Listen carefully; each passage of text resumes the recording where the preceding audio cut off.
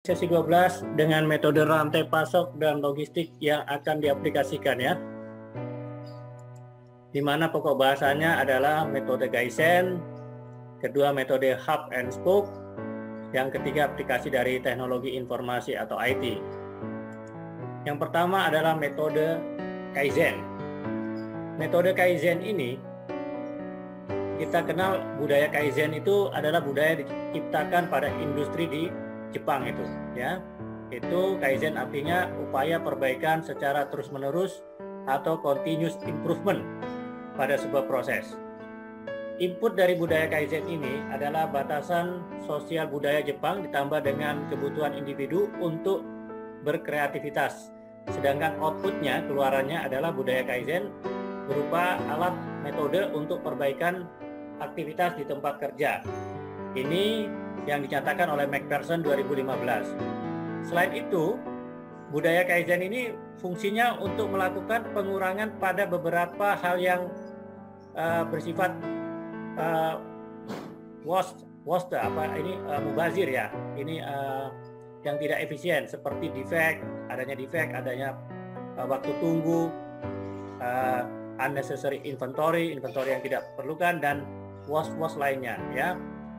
Kemudian kita lihat lagi di sini secara manajerial, budaya Kaizen ini akan mengarah kepada total quality management, zero defect, dan just in time atau JIT, itu yang ada dalam logistik, serta beberapa pengendalian dan pengembangan kualitas melalui beberapa penyempurnaan yang mengarah pada penyempurnaan sistem oleh Mulyawati ya 2015. Nah, budaya Kaizen ini menempatkan kualitas mutu sebagai landasan berpikir dan bertindak agar terciptanya proses dan hasil yang berkualitas. Saat ini dia tidak hanya digunakan oleh perusahaan-perusahaan di Jepang, namun juga sudah mulai diterapkan di berbagai negara, salah satunya adalah di Indonesia ini.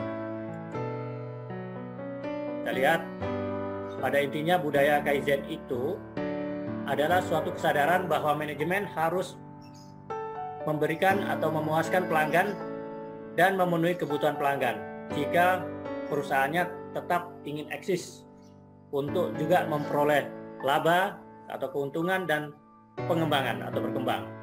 Kaizen ini memiliki tujuan menyempurnakan mutu, proses, sistem, biaya, dan penjadwalan demi kepuasan pelanggan.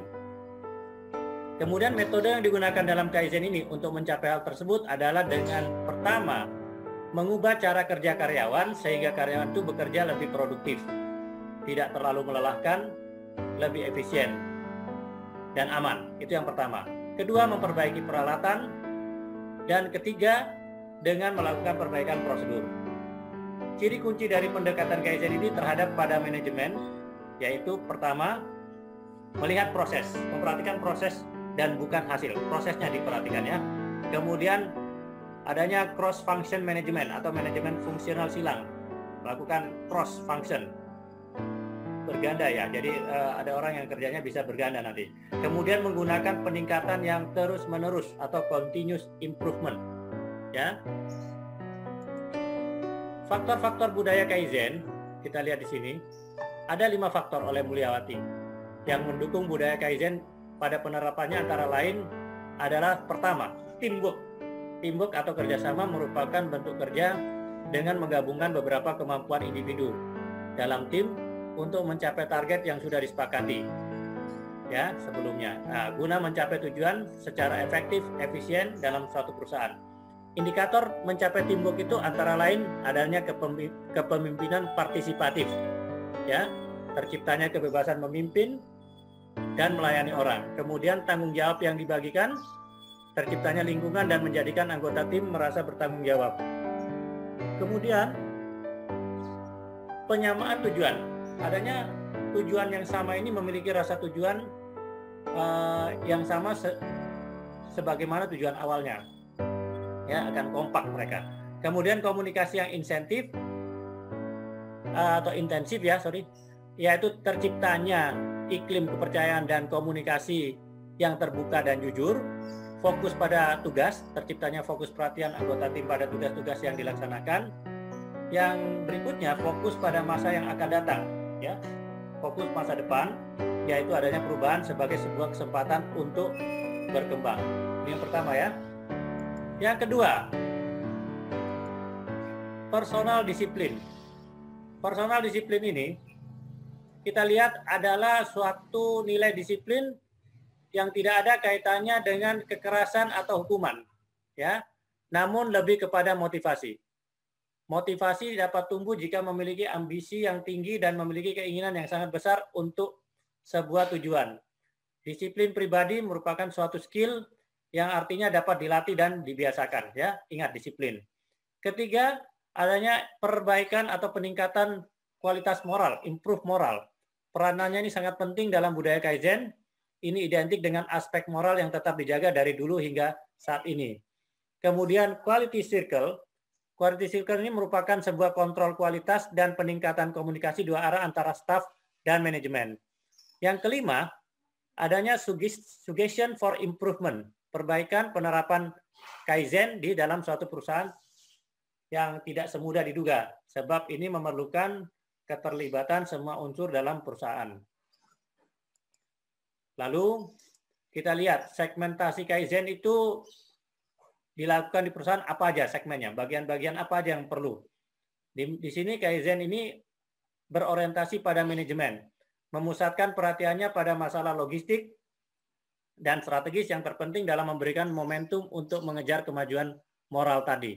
Kemudian Kaizen yang berorientasi pada kelompok dilaksanakan gugus kendali mutu, ya, quality control nanti ya, kelompok Jinsu Kanshi kalau di Jepang. Untuk manajemen sukarela ini menggunakan alat statistik untuk memecahkan masalah, menganalisa, melaksanakan dan menerapkan standar atau prosedur baru.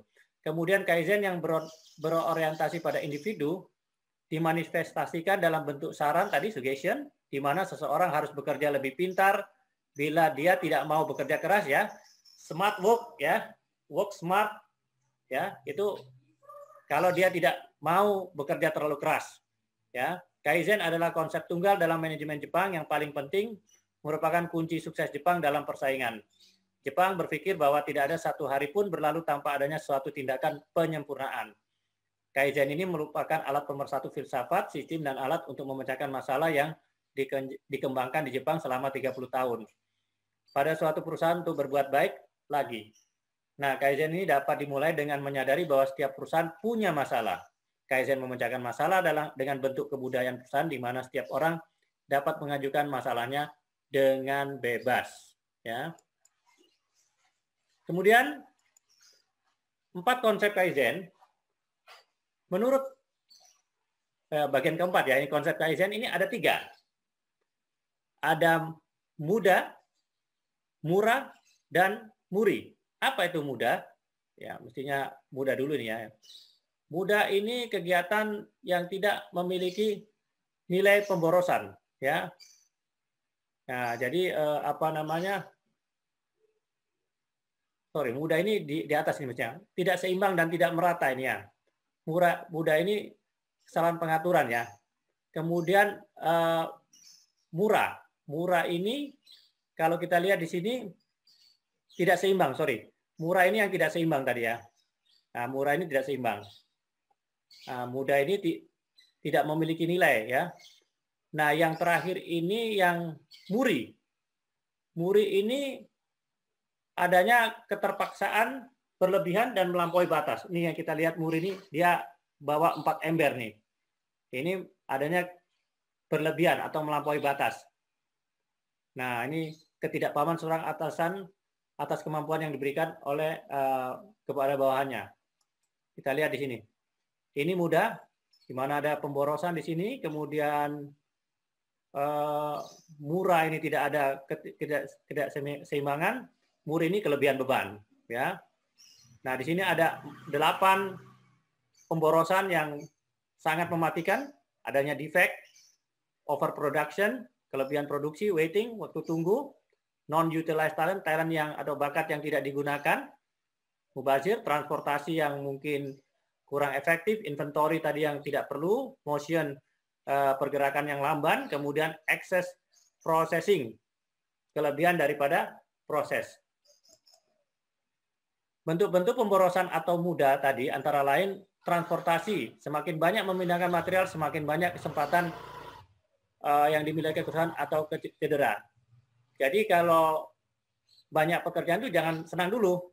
Artinya kalau terlalu aktif juga berbahaya ya. Ini bisa terjadi kerusakan kalau tidak hati-hati. Inventory juga, bagaimana mempertahankan menyimpan kelebihan persediaan. Ya, ini harus hati-hati. Jangan sampai terjadi kehilangan. Motion, gerakan yang berlebihan. Waiting atau waktu tunggu ini ya. Ada waktu idle, kapasitas yang hilang. Kemudian over processing, proses yang berlebih. Over production, production yang berlebih. Defect atau barang yang cacat. Ini akan menimbulkan pengerjaan ulang. Kerjaan ulang itu waktu, biaya juga ya. Kemudian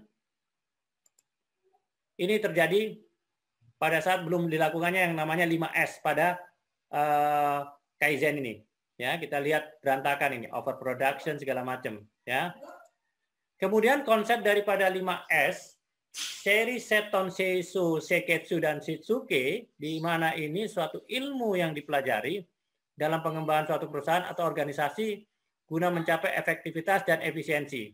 Ya, di mana kita lihat Seri ini adalah meringkas, Seton itu merapikan, kemudian Seiso itu membersihkan, Seketsu merawat, Shitsuke atau rajin. Ya, nah selain itu daripada yang Kaizen tadi, ada yang kita harus ketahui kembali, hub and spoke. Kemarin kita udah ulas sedikit bagaimana hub and spoke ini diberlakukan. Ya, kita ada titik-titik di mana hub and spoke ini. Ya, dengan sistem ini frekuensi pengiriman barang ini menjadi tinggi ya. Hub and spoke ini distribusi barang dari satu titik ke titik lain menggunakan suatu titik yang namanya hub. Ini lebih efisien. Kemudian kita lihat hub logistik ini suatu sistem yang berskala besar ya, penyedia logistik. Pentingnya untuk suatu network ya, agar lebih optimal nih, menurunkan biaya transportasi dan menjaga kestabilan harga barang melalui sinkronisasi antara produksi dan konsumsi. Nah, akhirnya distribusi barang hub and spoke ini akan menjamin terjadinya pemerataan distribusi barang dan menurunkan biaya oleh Natalia dan August 2016 nih. Kemudian bisa juga dilakukan hub and spoke ini dengan kereta api ya. Dianggap ada hal yang efisiensi juga ya. Kemudian terdapat dua pertimbangan ini ya, moda transportasinya mengirim barang yaitu harga dan waktu transitnya. Biaya transportasi ini fungsi biaya total dikeluarkan oleh pengirim barang untuk memindahkan barang. Ya. Kemudian di Indonesia ini layanan transportasi barang menggunakan kereta api ini sangat tinggi ya. Waktu tempuh yang lebih pasti, volume kendaraan jalan raya ini sangat padat sehingga mempengaruhi pengiriman barang juga, infrastruktur juga ini karena banyak yang jalan yang masih rusak juga itu akan mempengaruhi pengiriman barang. Ya, kemudian ada penghematan BBM kalau menggunakan kereta api ya. Lalu faktor transportasi barang kita lihat di sini yang bersifat intermoda juga ini sangat penting ya. Makanya adanya hubungan antara kereta dengan transportasi lainnya seperti laut, darat ya. Ini sangat penting dalam intermoda ini, hubungan antara moda transportasi. Kemudian kita lihat di sini menghubungkan titik terminal nih, model distribusinya head to head. Lalu aplikasi dari teknologi informasi. Jadi di sini aplikasi teknologi ini seperti IT kayak kemarin ini sangat berpengaruh ya, di mana memberikan informasi ya, kemudian adanya juga analisa daripada IT itu, kemudian juga dia sebagai elemen inti dan globalisasi dia punya jangkauan yang lebih luas dengan adanya IT. Kemudian adanya labor yang lebih efektif ya. Kita apalagi pada saat sekarang yang kondisi COVID ini, dengan IT ini akan mempermudah pekerjaan, bisa bekerja dari rumah segala macam.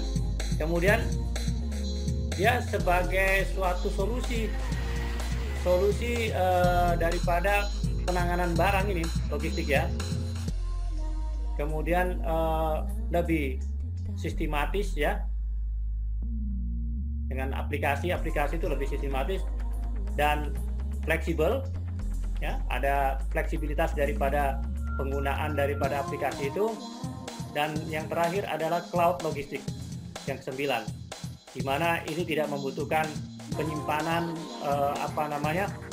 file-file yang luas, yang besar, sehingga ini akan menguntungkan perusahaan dalam segi sewa ruang segala macam, asalkan dengan adanya teknologi cloud. Baik, itu mengakhiri sesi